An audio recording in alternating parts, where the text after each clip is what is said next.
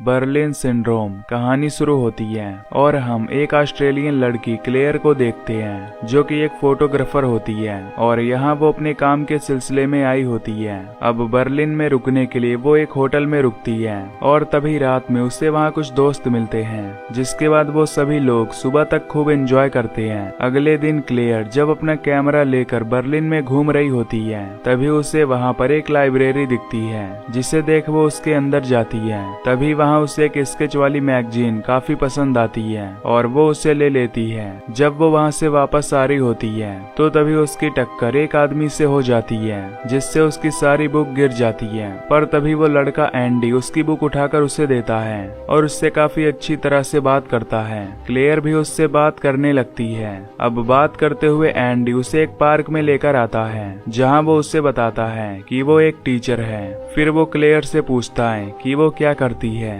जिस पर क्लेयर उसे बताती है कि वो एक फोटोग्राफर है और बर्लिन में अपने काम के लिए आई है। अब क्लेयर भी इस शहर में अकेली थी, इसीलिए वो उसके साथ पूरे दिन इस शहर को एक्सप्लोर करती है। अब शाम को एंडी क्लेयर को उसके होटल छोड़ने आता है। तभी हम देखते हैं कि अब एंडी को क्लेयर से प्यार हो गया है। वो उसका अजीब तरह से बाल टच करता है और ये देख क्लेयर को भी अजीब लगता है। इसके बाद जब रात में क्लेयर अपने कैमरे में फोटोज देख रही होती है तो वो एंडी की भी फोटो देखती है और कहीं न कहीं वो भी उसे पसंद करने लगी थी। इसीलिए अब वो अगले दिन उससे मिलने जाती है, लेकिन उसके पास ना तो एंडी का नंबर और ना ही उसका एड्रेस होता है। इसीलिए वो फिर से उसी लाइब्रेरी में जाती है जहां वो एंडी से पहली बार मिली थी और तभी वहां एंडी उसे मिल जाता है। अब यहाँ एंडी भी समझ जाता है कि क्लेयर उसे पसंद करने लगी है, जिसके बाद दोनों बाहर एक साथ कॉफी पीने जाते हैं और एक साथ टाइम स्पेंड करते हैं। अब यहाँ क्लेयर एंडी को काफी शरीफ समझ रही होती है,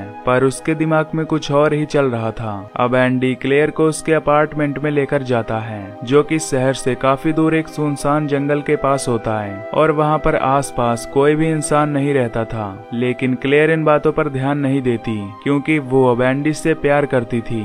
जिसके बाद वो दोनों घर के अंदर जाती हैं और यहाँ एंडी अजीब अजीब हरकतें करने लगता है, पर क्लेयर उसे फिर भी इग्नोर कर देती है और अब इसके बाद दोनों इंटीमेट होने लगते हैं और ये रात बीत जाती है। अगले दिन एंडी स्कूल में होता है और क्लेयर घर में होती है। वो उस पूरे घर में घूमती है और फिर तैयार होकर बाहर निकलने वाली होती है कि तभी वो देखती है कि दरवाजा लॉक होता है, जिसके ऊपर एक लोहे की रॉड से लॉक लगा होता है। अब ये देखकर वो काफी हैरान हो जाती है, पर वो इसे भी सीरियस नहीं लेती और सोचती है कि एंडी शायद उसे घर की चाबियां देना भूल गया होगा।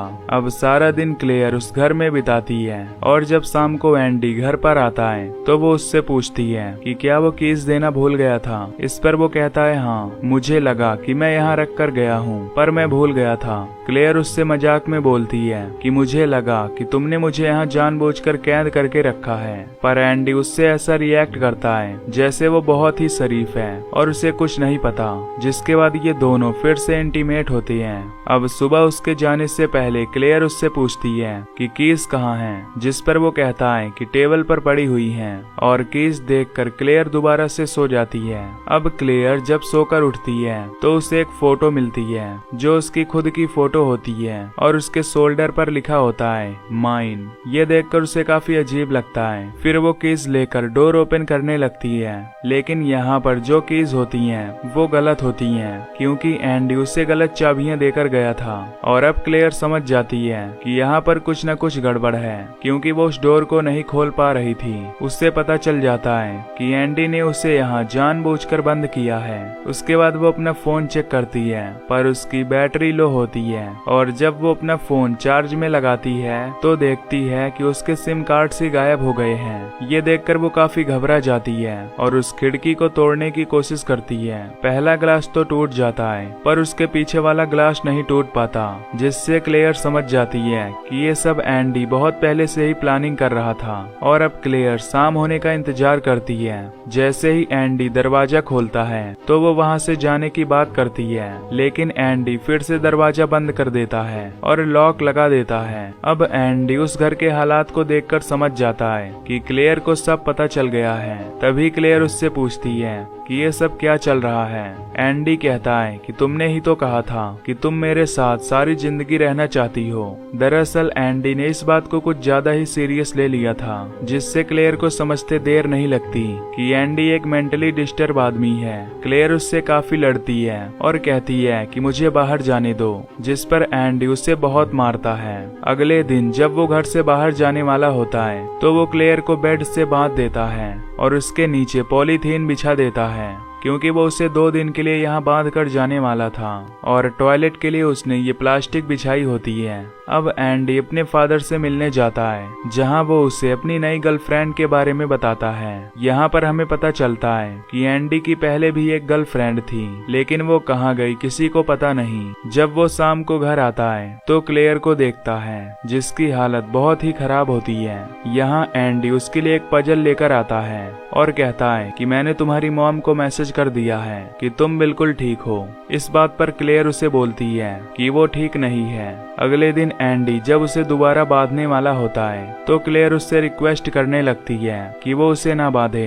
क्योंकि घर में लॉक लगा हुआ है, वो वहाँ से कहाँ जाएगी। जिसकी बात मानकर अब एंडी उसे नहीं बांधता और जब एंडी वहाँ से चला जाता है तो क्लेयर उस घर में बाहर जाने का रास्ता ढूंढने लगती है। तभी उसे सोफे के नीचे एक स्क्रू ड्राइवर मिलता है, जिसे वो अपने पास रख लेती है। जब शाम को एंडी घर पर आता है तो क्लेयर उसके सामने ऐसा रिएक्ट करती है कि जैसे वो उसके साथ बहुत ही ज्यादा खुश है। वो उस पजल को भी सॉल्व कर रही होती है। तभी वो एंडी की मदद मांगती है। जब एंडी उसे सॉल्व करने लगता है तो वो उसके हाथ में वो स्क्रू ड्राइवर दे मारती है। फिर वो उन कीज से रूम के बाहर तो चली जाती है, लेकिन अपार्टमेंट के बाहर वाला डोर भी लॉक होता है, जिससे वो उसे नहीं खोल पाती और एंडी उसके पीछे आता है और गुस्से में उसकी उंगलियां तोड़ देता है, जिससे क्लेयर वहीं पर बेहोश हो जाती है और एंडी उसे उठाकर घर के अंदर लाता है। वो उसकी फिंगर पर पट्टी बांधता है और यहाँ पर हमें पता चलता है कि एंडी हमेशा क्लेयर की फोटोज भी लेता रहता था और काफी अजीब हरकतें करता रहता था। फिर हम एंडी को उसके स्कूल में देखते हैं, जहाँ पर वो अपनी एक स्टूडेंट को बहुत ही अजीब तरह से देख रहा होता है, मानो कि वो उसका अगला शिकार होने वाली थी। अब क्लेयर उस लॉक को खोलने की बहुत कोशिश करती है, पर वो उस लॉक को खोल नहीं पाती। अब इसी तरह क्लेयर को इस घर में कई दिन बीत जाते हैं। अब जब एंडी घर आता है तो वो उसके नाखूनों को काटता है, क्योंकि वो काफी बड़े हो चुके थे। फिर वो उसके हाथ की पट्टी को भी निकाल देता है और उसे नहलाता भी है। अगले दिन फ्रैंका एंडी के घर आती है, जो कि वही लड़की है जिसे एंडी स्कूल में अजीब नजरों से देख रहा था। और यहाँ पर एंडी क्लेयर से चुप रहने को बोलता है, लेकिन फ्रैंका क्लेयर को देख लेती है और उसे सेड्यूस करने की कोशिश करती है, लेकिन एंडी उसके जाल में नहीं फंसता और उसे मना कर देता है। फ्रैंका गुस्से में वहां से चली जाती है और अब क्लेयर भी समझ जाती है कि एंडी एक मेंटली पेशेंट है और क्लेयर को बिल्कुल भी अंदाजा नहीं होता कि आगे एंडी उसके साथ क्या करेगा। उससे बाथ टब में एक लड़की के बाल भी मिलते हैं और इस घर में एक रूम भी था जो कि हमेशा लॉक रहता था। बस एंडी उसके अंदर अकेला जाता था और उसके बाद वो रूम को लॉक कर देता था। ऐसे ही कई महीने बीत जाते हैं और क्लेयर सोचती है कि वो यहाँ से कभी बाहर नहीं निकल पाएगी और आखिर में वो हार मान जाती है। अब विंटर का सीजन आ जाता है और एंडी उसे बिना इलेक्ट्रिसिटी के उसी अपार्टमेंट में छोड़ देता है, जिससे क्लेयर की हालत काफी ज्यादा खराब हो जाती है